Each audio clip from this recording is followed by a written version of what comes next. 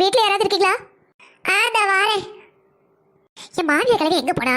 எங்கேயாவது கதையில போயிருப்பா. இவ்வளவு வேலை பார்த்துக்கிட்டு கையெல்லாம் ஈரமா இருக்கு. வீட்டுக்கு யாரும் வந்திருக்காங்க, யார் வந்திருக்கான்னு பார்க்க கூட நாதி கிடையாது. இந்த கிழவிக்கு விடுஞ்சோட ஒரு கிளாஸ் காப்பியை குடிச்சு எங்கேயாவது போயிட வேண்டியது. போய் நாட்டாம தர பண்ணிட்டு 7 வீட்டு சனியை இழுத்துட்டு வந்து என் வீட்டுல கொட்ட வேண்டியது. அடி அத்தி, இது என்ன பேய் மாதிரி இருக்கு? இது யாரு? யார் நீங்க? யார் வேணும்? இங்க கவின்னு. கவி வீடுதான், என் ஓர கத்தி தான். இங்க கவிக்கு எப்படி தெரியும்? ஓ, நீங்க தான் பவனி அக்காவா? நான் கவியோட ஃப்ரெண்டுக்கா. கவி இருக்கலா? நீ கவி ஃப்ரெண்டா? எப்படிமா பக்கத்து விடா? இல்லக்கா, நானும் கவியும் கிளாஸ்மேட்டு. நான் பெங்களூர்ல வேலை பார்க்கேன். அதை கவியை பார்த்துட்டு போலான்னு வந்தேன். அப்படியாம்மா? வா வா, இரு, நான் கவியை கூப்பிடுறேன். சொல்லுடி சித்ரா, எப்படி இருக்க? பார்த்து எவ்வளவு நாள் ஆகுது? என்ன கேட்கறது இருக்கட்டும், வெளியே இருக்காங்களே, யார் அது? பார்க்க டெரர் பீஸ் மாதிரி இருக்காங்க. ஏய், அப்பெல்லாம் இல்லை, அவங்க ரொம்ப நல்லவங்க. என்னோட ஓர கத்தி, என் ஹஸ்பண்டோட அண்ணன் ஒய்ஃபு. என்ன ரொம்ப குட் சர்டிஃபிகேட் கொடுத்துட்டு இருக்க? பின்ன காலையில் நான் எந்திரிச்ச உடனே பெட் காஃபி கொண்டு வந்து கொடுப்பாங்க. ராத்திரி நான் குடிக்கிறேன் அந்த பால் வரைக்கும் அவங்க தான் எடுத்துட்டு வருவாங்க. என் மேலே அவ்வளோ பாசம். அப்பப்போ ஏதாவது கொஞ்சம் முறைச்சிப்பாங்க, ஆனால் ரொம்ப நல்லவங்க. சரிடி, இதெல்லாம் இருக்கட்டும். எப்படி திடீர்னு உனக்கு ஞாபகம் வந்தது? ஆமாண்டி, நம்ம 2 பேரும் மீட் பண்ணி எத்தனை வருஷம் ஆகுது. நான் ஊருக்கு வந்துடுறேனா திடீர்னு ஞாபகம் வந்தது. இப்பவும் பார்க்கலனா மறுபடியும் எப்போ ஞாபகம் வரும்போது உடனே கிளம்பி வந்துட்டேன். எங்க அம்மா கூட சொன்னாங்க, என்ன திருப்பி போய் அவளுக்கு ஒரு ஃபோன் பண்ணலன்னு. ஸ்வீட் சர்ப்ரைஸா இருக்கட்டும் கிளம்பி வந்துட்டேன். யோசிச்சுட்டு நேரத்துல கிளம்பி வந்துடலாம். நம்ம என்ன சொந்தக்கார வீட்டுக்கு போறோம்? ஃப்ரெண்ட் வீட்டுக்கு தானே. சொந்தக்கார வீட்டுக்கு தான் சொல்லிட்டு போகணும், யோசிச்சுட்டு போகணும். ஃப்ரெண்ட் வீட்டுக்கு எப்பனாலும் வரலாம். என்ன சொன்னது சரிதானே பவி? ஹலோ, என் பேரு கவி. பவி இல்ல, பவி அக்கா பேரு. ஓகே ஓகே, நல்ல வேலை நீ வந்தடி. நானும் உன்னை பார்க்கணும்னு ரொம்ப நாளாக நினைச்சுட்டு தான் இருந்தேன். சும்மா சொல்லாத, பார்க்கணும்னு நினைச்சனா ஒரு டைம் கூட ஃபோன் போடல. உனக்கு தெரியாது என்ன இருக்கு, மேரேஜ் ஆயிடுச்சு, அப்படியே ரொம்ப பிஸி ஆயிட்டேன். எல்லாருக்கும் தான் மேரேஜ் ஆகுது, எல்லாரும் தான் பிஸியா இருக்காங்க. அதுக்காக ஒருத்தர் பார்க்காம பேசாமலா இருக்காங்க.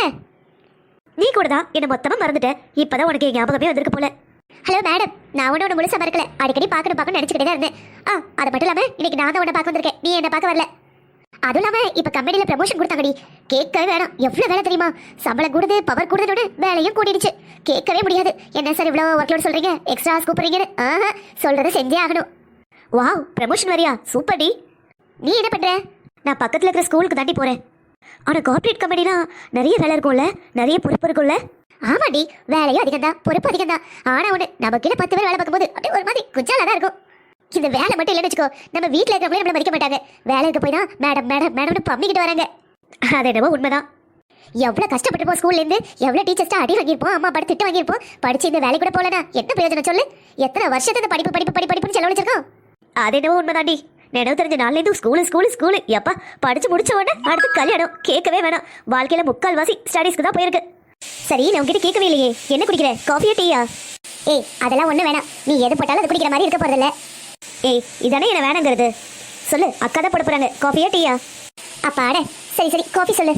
பார்த்துடி, கோச்சுக்க போறாங்க. 2 ஃப்ரெண்ட்ஸும் சேர்ந்துச்சு நம்மளுக்கு காஃபி கேட்காங்கன்னு. இல்லப்பா, அவங்க ரொம்ப தங்கமானவங்க, அதெல்லாம் ஒன்றும் திட்ட மாட்டாங்க. அக்கா, என் ஃப்ரெண்ட் வந்திருக்கால, ஒரு கப்பு காஃபி. ஏண்டி, ஏதோ சத்தம் கேட்குது? ஒருவேளை மழை பெய்யுமா இருக்கும். மழை பெய்யறப்ப சூட வெங்காய பஜ்ஜி சாப்பிட்டா சூப்பரா இருக்கும். இரு, நல்ல ஐடியா. அக்கா சொல்றேன். அக்கா, கூடவே வெங்காய பஜ்ஜியும் ப்ளீஸ். ஏண்டி, அவங்க கோவப்பட போறாங்க? உனக்கு எங்க அக்கா பத்தி தெரியல, அவங்க எவ்வளவு தங்கமானவங்க தெரியுமா? நீ சொல்றதெல்லாம் உண்மைனா? நீ ரொம்ப கொடுத்து வச்சவதான்.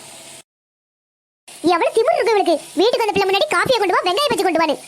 ஹலோ, யாரா? யோ, நான் தான்யா.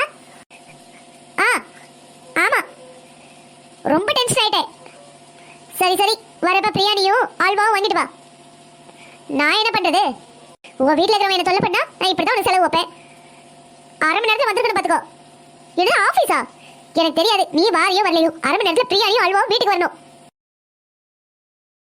இந்தாம்மா காஃபி. தேங்க்ஸ் அக்கா.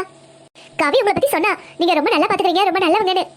ஆமா ஆமா, நல்லவன் சொல்லி நல்லா மொட்டை அடிச்சிருவா. எனக்கா என்ன சொன்னீங்க? இல்லம்மா, நானே இவ்வளவு கூட பிறந்த அக்கா தங்கச்சி மாதிரின்னு சொன்னேன். ஓ, அக்கா வெளியே மழை பெய்தா? நான் வேற வீட்டுக்கு போகணும். இல்லம்மா, அடுப்புல வெங்காயம் வதக்கிட்டு இருக்கேன், அந்த சத்தமா இருக்கும்.